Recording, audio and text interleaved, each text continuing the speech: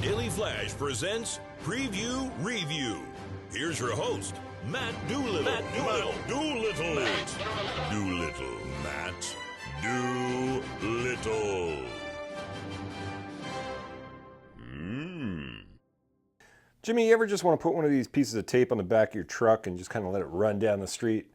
No, the cops kind of frown on it, but it's a good time once you finally get to prison. Oh, hey, welcome to Preview Review this week. Jimmy, catch? Nope, okay. Welcome to Preview Review for Daily Flash. I am Matt Doolittle, having a preview and a review today. I was fortunate enough for the fine people at Sony Pictures to invite me out last night for the screening of Bad Boys Ride or Die. Yes, we are back to dealing with Will Smith and Martin Lawrence as their Bad Boys guys. First two movies were pretty good, especially the second one. Second one I really liked. Third one, forgot even happened. It was Bad Boys for Life, and let me tell you, they like to remind you a lot in this film that you missed the third one. They reference Will Smith's illegitimate son that's in the movie and what happened to Captain Howard, and this is all in the trailer, so I'm not spoiling anything. It was a very interesting movie because we, of course, are coming out of the infamous Chris Rock slap for Will Smith, and then there's been all these videos of Martin Lawrence not looking quite right in these interviews, and Will Smith kind of having to hold him up. There's a weird cameo by Michael Bay in the movie, and then the old Porsche 911, and Martin Lawrence is sitting a lot. And I feel like halfway through the movie, and my wife pointed this out, that Will Smith went from looking like lean Mike Lowry to squishy Mike Lowry with a lot of Botox and stuff going on in his face. So I don't know that that had something to do with the strike that went on, and this took a little longer to get made. They did put this movie, it seemed, together pretty quickly. There's a part where they show that it's Central Florida, and being in Orlando, I can tell you that was not Orlando. That's what they were implying. The action's cool. There's a first-person shooter scene that's pretty good. Will Smith does Will Smith things throughout it, but really, the whole film, it just feels like Will Smith is asking you to hug him because he's had this bad couple years with his wife doing her things and the slap and all this extra stuff, and he had that one movie he was trying to push to get another Oscar, and that failed miserably. And it just feels like this time he's just going, please hug me. Remember Men in Black? Remember Independence Day? Remember I do all the cool things? Hug me. Please hug me. And DJ Khaled shows up. Yeah, it's kind of a mess of a film, but it's fun. It is a Bad Boys film. It is the quintessential shoot 'em up, bang bang. A lot of Miami stereotype things in it, which, having lived there, I could tell you are pretty accurate. Forgettable bad guy. The story, the plot, the whole thing is just kind of a mishmash of crap. See it in the theater. I wouldn't wait to see this on the small screen. This is definitely, it's got the sound, it's got all the explosions, all that I think if you watch it at home, it's kind of gimmicky. But something else that's gimmicky, there's a gator involved. They've used this bit over and over again where the gator is going to eat you if you get into its paddock. That's not real. Our friend Savannah Bowen will tell you from Gatorland that is not a thing. So check it out in the theater if you like the old Bad Boys. If you saw the third one, let me know in the comments, or you can email me, matt@dailyflashshow.com, because I didn't see it. Mitch, did you see it? I did not. I've never seen any Bad Boys movies. Except one, I think. Yeah, I saw the first one.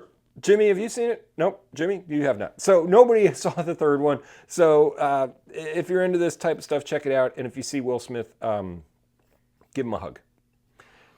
And we got a release of a trailer yesterday that I'm kind of excited for, but I'm interested to see where they go with this franchise. Let's take a look at Venom, The Last Dance trailer.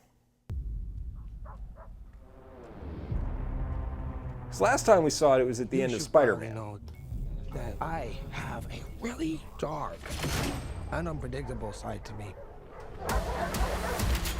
Stop speaking. I'm giving you a chance, sweetie.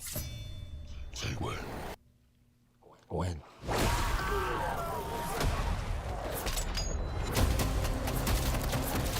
Cool. Okay, we got some venoming happening. Good stuff. Poor doggies. Oh, I'm just throwing them around. What are you? We are. We're Venom! We But are. they already... No. Yeah, we are. They already did this gimmick. We're gonna need to work on that. They already worked on it. But okay, they did it at the end of the first one. I would bit people's heads off. You take me to all the finest places. I need a tired mouth.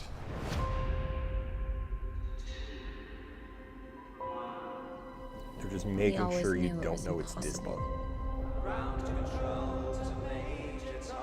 That we were alone in the universe.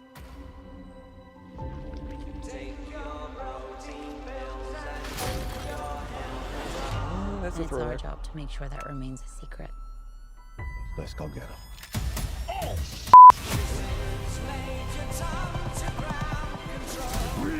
Do the swearing. Okay. On the run. In the Beyond the tree, my friend. You mean it? No! Oh, Miss Chen. How's it? I thought he was in a different universe. Okay. There has to be a reason they're after That us. actor played the lizard guy in one of the other Spider-Man. Eddie, my own, has found us. Jesus Christ! Oh. There's an army coming that cannot be beaten. As long as Venom lives, everyone, everything Detective from the past. will end. We may not make it out of this alive, buddy. Eddie, the time has come. So they gotta kill him off without him even fighting Spider-Man? That doesn't make any sense. Be honest with me. How fast do you think you can get that thing to go without killing it? Only one way to find out. Venom horse. Horse Venom? Kind of cool. That's a throwback to the motorcycle scene. Okay. So the second Venom movie, Let There Be Carnage, was a disaster. They ruined one of the greatest villains in the history of comic books with that movie. This one, I'm hoping they give him a proper ending. I think they're going to try to mix it with the Tom Holland Spider-Man, but I have a small glimmering hope that we get back to the way the first one was made and they're not just trying to shove a bunch of stuff into here. So we'll have to see. This one is going to come out in October, so it's a good Halloween film. I think that's usually when these have come out for Venom, The Last Dance. And lastly, today I want to bring up some reviews that are coming out for Tiana's Bayou Adventure. They've started pass holder previews at the Walt Disney World Magic Kingdom. Not so good for Tiana's Bayou Adventure. Apparently there's no story to it. If you remember Splash Mountain, I talked about this in my last episode. It had the Brer Fox, Brer Riot. Yes, it had the Song of the South stuff in it, which obviously we had to evolve as a culture and change that out. But apparently there's no story to this. It's about how she makes the food. You didn't even need to see The Princess and the Frog, the movie, to go along with what Tiana is doing. A lot of people are saying that they just destroyed a landmark for Disney people to put this in.